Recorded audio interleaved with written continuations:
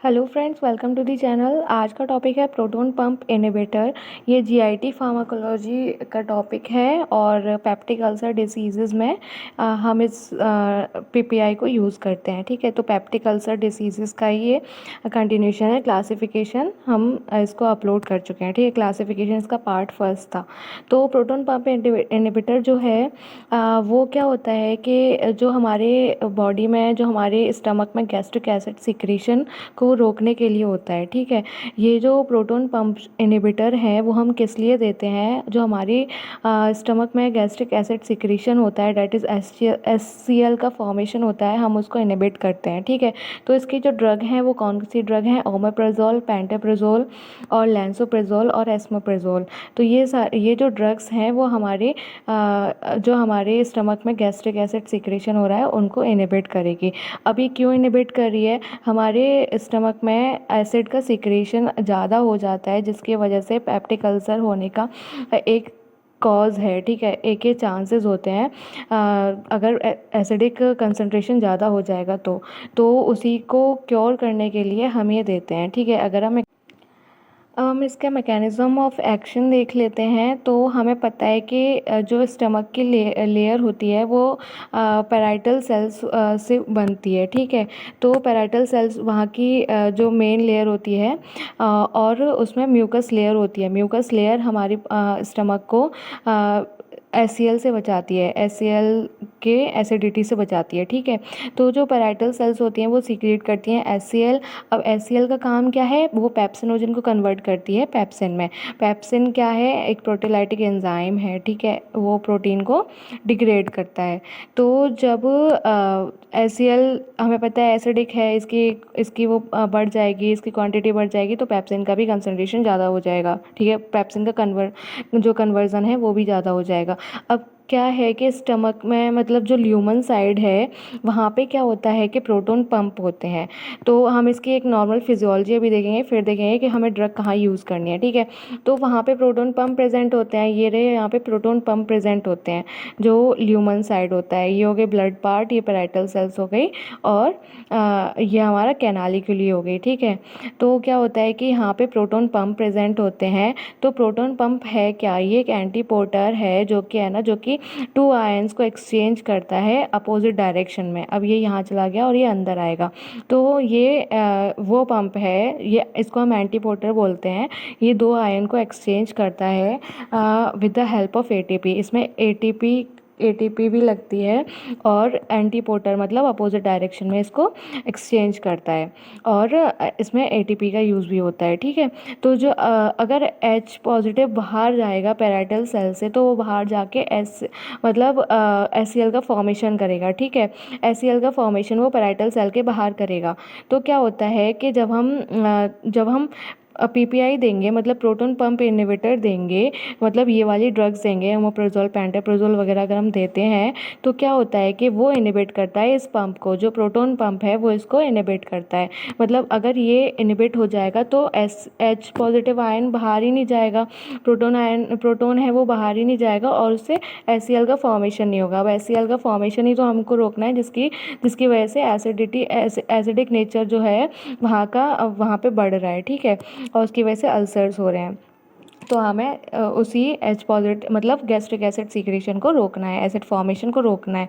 तो हम यहाँ पे ड्रग दे देंगे, हम यहाँ पे पीपीआई दे देंगे तो तो प्रोटॉन पंप जो है वो काम करना बंद कर देगा और फिर क्या होगा? फिर एससीएल बनेगा नहीं और एससीएल नहीं बनेगा। मतलब एससीएल जो रिलीज़ होता है, secretion of H positive ion, वो क्या होता है? फाइनल स्टेप होता है जब गैस्ट्रिक एसिड फॉर्मेशन का। गैस्ट्रिक एसिड जब बनता है, ये जो H पॉजिटिव आयन का जो निकलना होता है यहाँ से कैनालिक्यूली से, पैराइटल सेल से, ये इसका फाइनल स्टेप होता है। ठीक है, अगर हम इसको इनहिबिट कर देंगे तो गैस्ट्रिक एसिड फॉर्मेशन भी रुक जाएगा। अब क्या होता है कि जो पीपीआईज होते हैं ये प्रोड्रग होते हैं। ठीक है, इनको ये जो प्रोड्रग होते हैं ये इनएक्टिवेटेड फॉर्म में होते हैं। ये जब ये एक्टिवेट होते हैं इंटेस्टाइन में जाके, क्या इनको एल्कलाइन नेचर चाहिए होता है। तो इंटेस्टाइन में मतलब ड्यूडेनम में एल्कलाइन अल्कलाइन नेचर है तो वहाँ पे जाके ये एक्टिवेट होते हैं, ठीक है। इनमें और ये जब स्टमक में जाएंगे, मतलब ऐसा तो नहीं कि ऐसे ही स्टमक में, मतलब ऐसे इंटेस्टाइन में चले गए, इन स्टमक से होते हुए ये इंटेस्टाइन में जाते हैं। तो उस एसिडिक नेचर से बचने के लिए इनके ऊपर, अब हम स्टमक में एसिडिक नेचर होगा, एसिड मतलब वहाँ पे एसिड होगा, तो क्या होता है कि उस एसिडिक नेचर से बचने के लिए एंट्रिक कोटिंग की जाती है, ठीक है। एंट्रिक कोटिंग की जाएगी जिसकी वजह से वो जो प्रोड्रग है वो एसिड से बच जाएगी और वो डिस्ट्रक्ट नहीं होगी, ठीक है, वहाँ पे उसका डिस्ट्रक्शन नहीं होगा। तो क्या होता है कि वो एक्टिवेट करती है खुद को अल्कलाइन मीडियम में, वो जो ड्रग्स होती हैं वो एक्टिवेट करती हैं अल्कलाइन मीडियम में।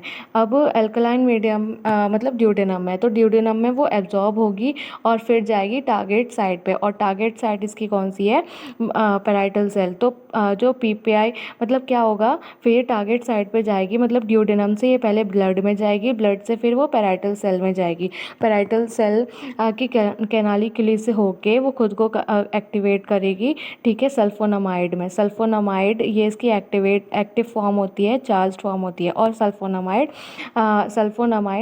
प्रोटॉन पंप से जाके जुड़ जाएगी और कोवेलेंटली बाइंड हो जाएगी, ठीक है, जिसकी वजह से ये फॉर्म मतलब ये जो पंप है वो काम करना बंद कर देगा और H+ का फॉर्मेशन रुक जाएगा। तो इसके बाद क्या होता है कि हम ये देखते हैं कि जब वो ड्यूडेनम में चला जाता है तो वो एब्जॉर्ब हो जाता है ड्यूडेनम में, मतलब स्मॉल इंटेस्टाइन में, फिर वो ब्लड के थ्रू पैराइटल सेल में जाएगा, ठीक है, एसिडिक पीएच में जाएगा, वहाँ पे वो खुद को कन्वर्ट करती है सल्फेनामाइड में, जो कि इसकी एक्टिव फॉर्म होती है, ठीक है। सल्फेनामाइड उससे कोवेलेंटली बाइंड हो जाती है, कौन सी ग्रुप से, SH ग्रुप से, प्रोटॉन पंप में SH ग्रुप से बाइंड हो जाती है और उसको इरिवर्सिबली इनएक्टिवेटेड कर देती है, ठीक है। और वो ये रिवर्सिबल प्रोसेस नहीं है, ठीक है। अब हम इसकी फार्माकोकाइनेटिक देख लेते हैं, अगर मैकेनिज्म ऑफ एक्शन एक बार देखना है, ठीक है। तो क्या होता है कि है ना, हमें पता है कि है ना H+ के सिक्रीशन से सीक्रेट होगा तो वो HCl बनेगा, तो हमें उसी HCl के फॉर्मेशन को रोकना है क्योंकि वो एसिड है, एसिड की वजह से अल्सर्स हो रहे हैं, ठीक है। तो उसको हम एक तरीके से रोक सकते हैं, हम प्रोटॉन पंप को इनहिबिट कर सकते हैं। तो प्रोटॉन पंप से वो H+ जा रहा है बाहर और वो क्लोराइड के साथ मिलके HCl का फॉर्मेशन कर रहा है, ठीक है। तो हमें इसी चीज़ को रोकना है, तो इस चीज़ को रोकने के लिए हम देंगे प्रोटॉन पंप इनहिबिटर, ठीक है। तो प्रोटॉन पंप इनहिबिटर के लिए कौन कौन सी ड्रग है, ओमेप्राजोल, पेंटाप्राजोल, लैंसोप्राजोल और एस्मोप्राजोल।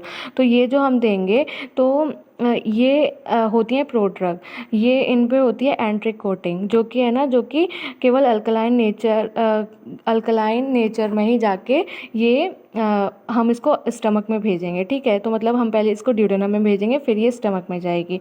तो क्या होता है कि इसको हम इनहिबिट कर देंगे, इसको इनहिबिट करेंगे तो H+ का H+ बाहर ही नहीं जाएगा, H+ आयन बाहर ही नहीं जाएगा और ना फॉर्मेशन होगा उसका HCl का, ठीक है। तो वही सब है। और जब ये स्मॉल इंटेस्टाइन में एब्जॉर्ब हो जाता है तो क्या होता है, फिर ब्लड के थ्रू जाके पैराइटल सेल में चला जाता है और फिर वहाँ पे कन्वर्ट होता है सल्फेनामाइड में, और जो कि इसकी एक्टिव फॉर्म होती है, और सल्फेनामाइड कोवेलेंटली बाइंड हो जाता है प्रोटॉन पंप से और ये इरिवर्सिबल प्रोसेस होता है, ठीक है। अब हम इसकी फार्माकोकाइनेटिक्स देख लेते हैं। फार्माकोकाइनेटिक्स में क्या है, अगर हम ओरली लें तो खाने से 30 मिनट पहले लेते हैं, ठीक है, जिसकी वजह से फूड मतलब जो पीपीआई फूड क्या करता है, गैस्ट्रिक एसिड की सिक्रेशन को बढ़ाता है, ठीक है। तो हम इसको खाने से पहले लेंगे, तो जिसकी वजह से क्यों लेते हैं, ये है कि क्योंकि है ना, फूड जो होगा वो डिक्रीज़ कर देगा एब्जॉर्प्शन को, पीपीआई के एब्जॉर्प्शन को डिक्रीज़ कर देगा, जिसकी वजह से हमें इसको 30 मिनट पहले लेनी होती है। इसकी प्लाज्मा हाफ लाइफ होती है, प्लाज्मा हाफ लाइफ 1.5 आवर्स तक होती है, और जो कि शॉर्ट होती है, ठीक है।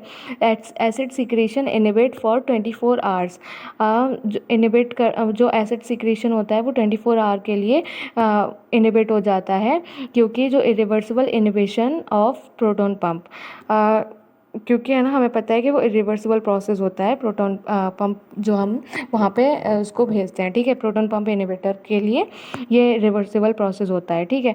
और ये हाईली बाउंड होता है प्लाज्मा प्रोटीन से, मेटाबोलाइज्ड होता है लिवर में, एक्सक्रीट होता है यूरिन में। अब इसके एडवर्स इफेक्ट देख लेते हैं। एडवर्स इफेक्ट से पहले यूजेस देख लेते हैं। तो यूजेस ये कहाँ पे यूज़ होता है, सबसे पहले तो हम वही डिस्कस कर रहे हैं, पैप्टिक अल्सर्स में यूज़ होता है। और ये पावरफुल एसिड सप्रेसिव एजेंट होता है, ठीक है। तो क्या होता है कि एसिड सप्रेस मतलब सबसे पहले हम इसको मतलब ओमेप्रोजोल ही देते हैं। अगर हमें एसिड का सप्रेशन करना हो, एसिड को अगर इनहिबिट करना हो तो सबसे पहले हम ओमेप्रोजोल ही देंगे। तो ये सबसे पहले तो ये पेप्टिक अल्सर में सबसे ज़्यादा यूज़ होती है। और ये सारे के सारे स्टेप को जो एसिड सिक्रीट करते हैं, जो स्टेप्स होते हैं उनको फॉलो करने वाले, तो उनको ये इनहिबिट करता है, ठीक है। और फिर क्या होता है, ये जो पीपीआईज होते हैं ये है ना अल्सर को हील करते हैं। ये फास्टर मतलब जल्दी अल्सर को हील करते हैं then the H2 blockers. H2 blockers एक अलग क्लास है। उसकी जो ड्रग्स होती हैं जो पीओडी की ड्रग्स होती हैं, पेप्टिक अल्सर डिसीज़ की जो ड्रग्स हैं, ये अलग क्लास है। जैसे पीपीआई है, ऐसे ही हम H2 ब्लॉकर्स को भी पढ़ेंगे, ठीक है। ये ड्यूडेनल अल्सर में भी और गैस्ट्रिक अल्सर में भी ये मतलब हील करती है जल्दी से, ठीक है। और ये एक्यूट ब्लीडिंग अल्सर में भी काम आती है। एच पाइलोराई जो अल्सर करते हैं वो भी उसमें भी काम आती है। स्ट्रेस अल्सर में भी काम आती है। और जो एनसेड देते हैं, एनसेड की वजह से जो अल्सर हो जाते हैं उनमें भी काम आती है, ठीक है। और क्या होता है कि जोलिंगर एलिसन सिंड्रोम में भी हम इसको यूज़ करते हैं। हाइपरगैस्ट्रेनीमिया हो जाता है विद मल्टीपल पेप्टिक अल्सर।